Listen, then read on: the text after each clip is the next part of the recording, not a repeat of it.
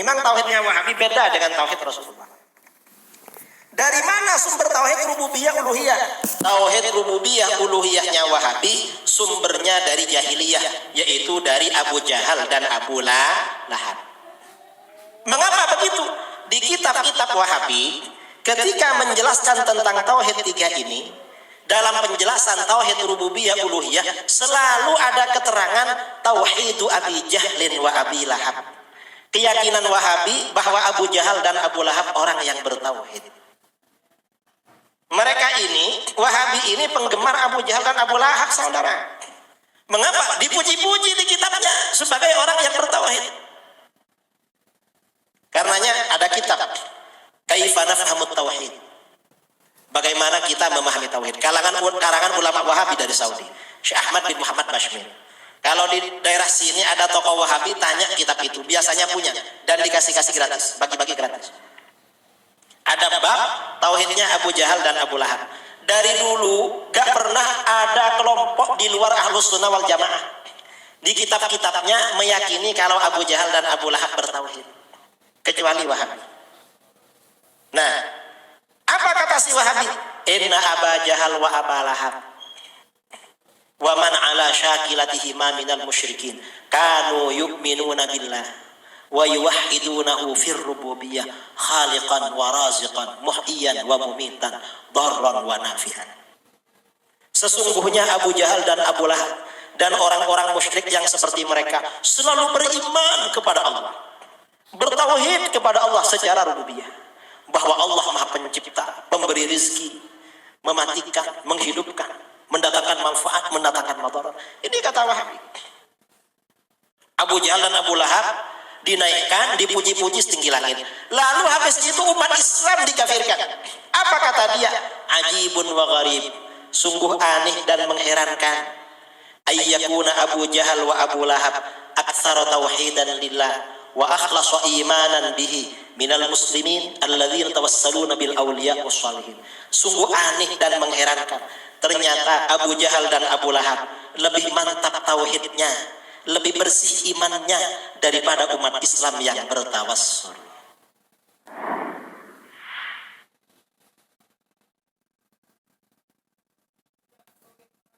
Pegangan Muhammad bin Abdul Wahab. Satu, berkaitan dengan tauhid, saya akan ulaskan sedikit tentang tauhid rububiyah, uluhiyah, al-asma' was sifat. Pandangan beliau berkaitan dengan bid'ah ataupun pandangan Wahabi berkaitan dengan bid'ah, dan juga tentang mazhab. Sebab tadi serangan terus disebutkan tentang mazhab. Baik. Tentang tauhid tiga.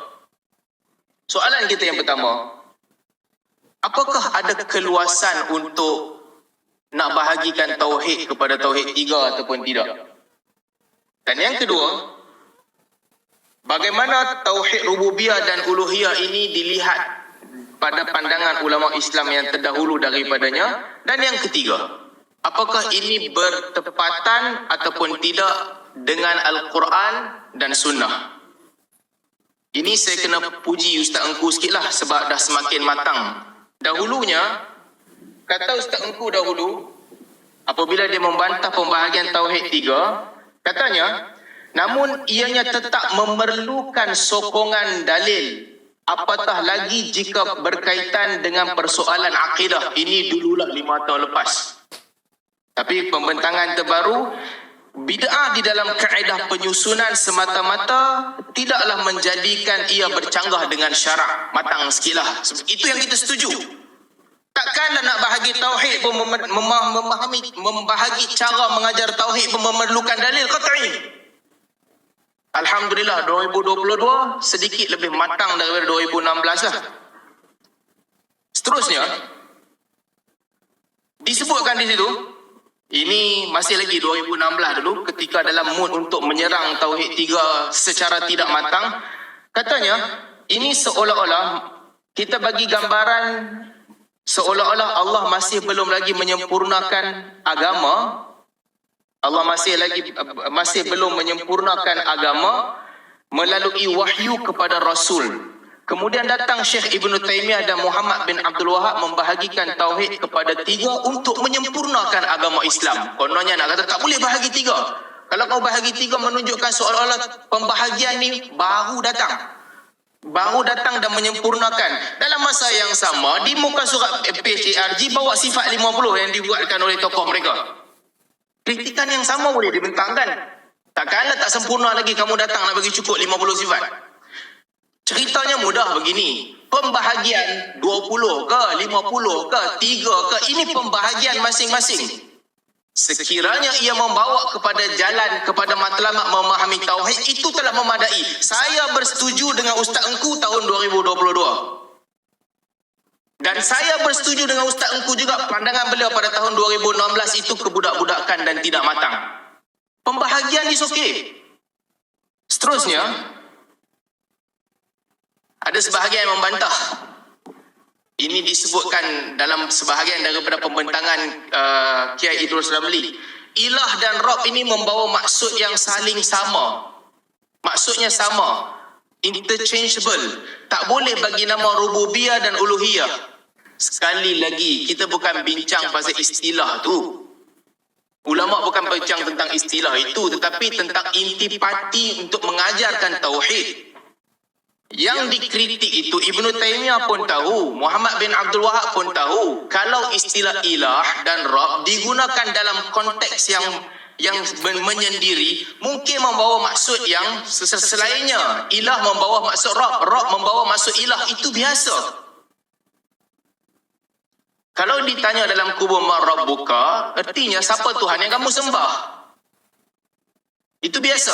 Tapi kalau letak konteks yang sama, qul a'udzu birabbin nas, ada ilahin nas, maksudnya berbeza.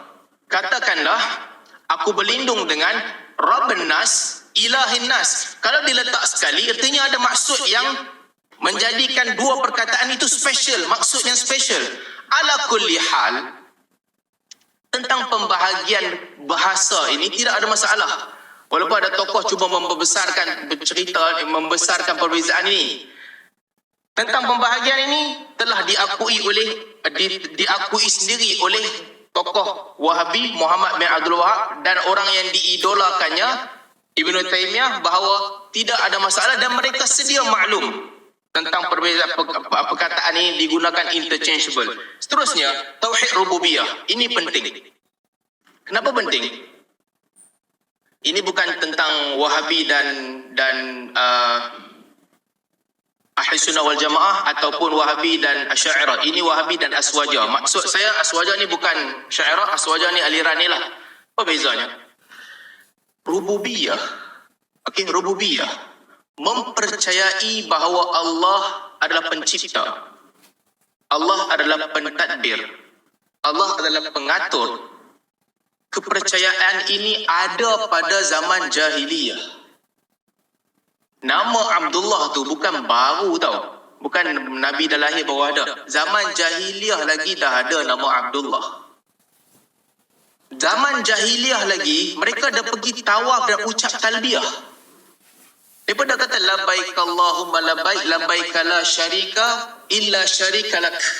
Tamlikuhu wa ma malak. Daripada ucap zaman tu dah, kami menyahut seruanmu wahai Allah, kami datang kepadamu ya Allah, tidak ada sekutu bagimu melainkan sekutu yang engkau punya dan engkau miliki dia dan juga dia segala yang dimilikinya. I'tiqad ini dah ada dah. Di zaman jahiliyah lagi mereka percaya.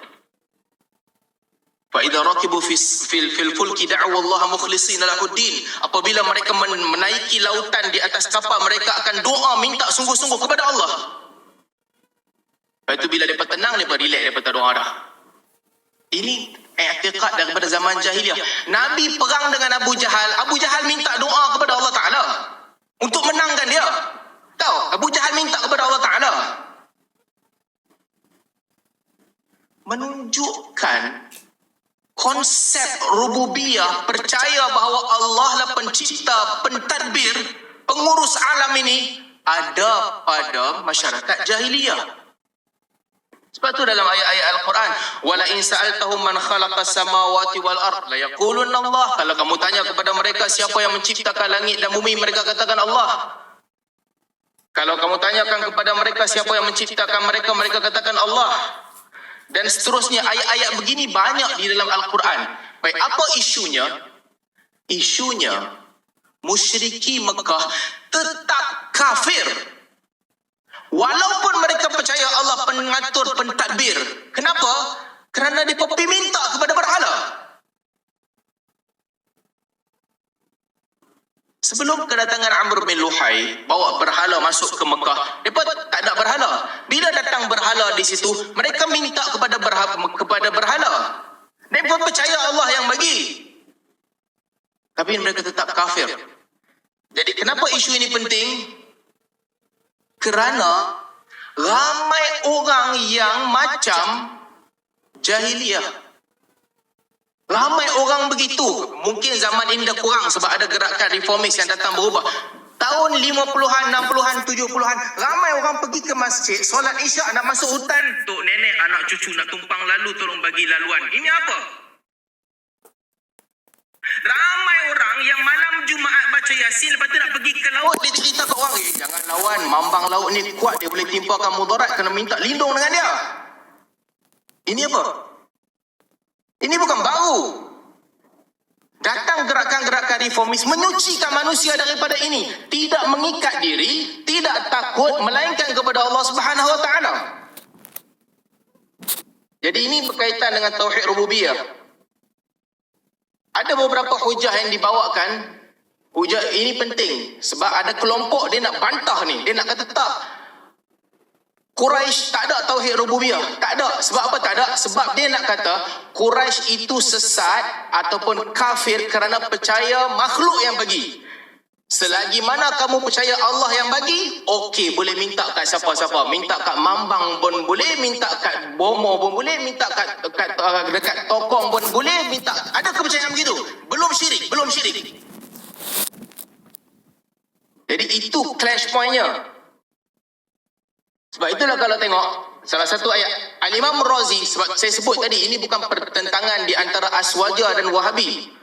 Ini bukan pertentangan Asy'ariyah dan Wahabi. Asy'ariyah faham isu ini, Aswaja tak faham. Imam Asy'ariyah Ar-Razi apabila mentafsirkan inna qulu illa taraka ba'du alihatina bisu qala inni ushhidullah wa ashhadu anni bari'um mimma tusyrikun.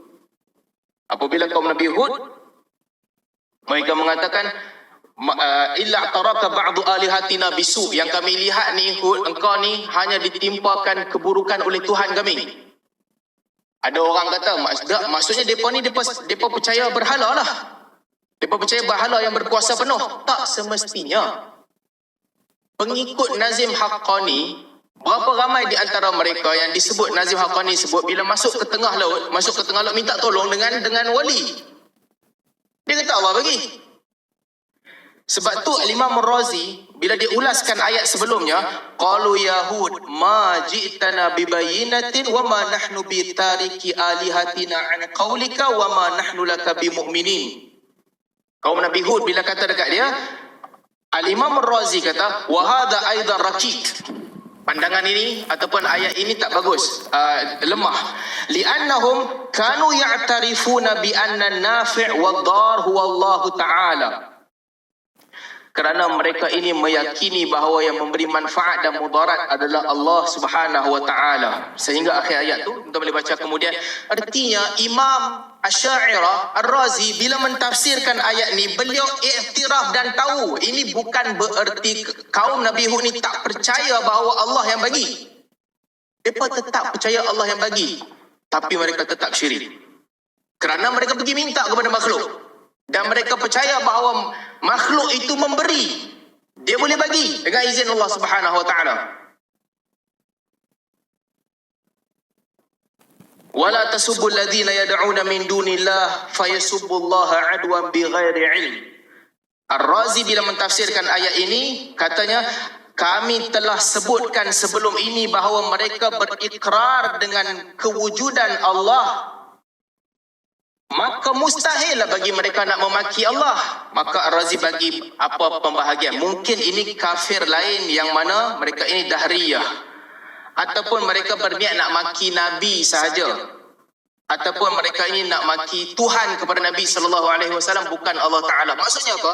Ar-Razi sentiasa menekankan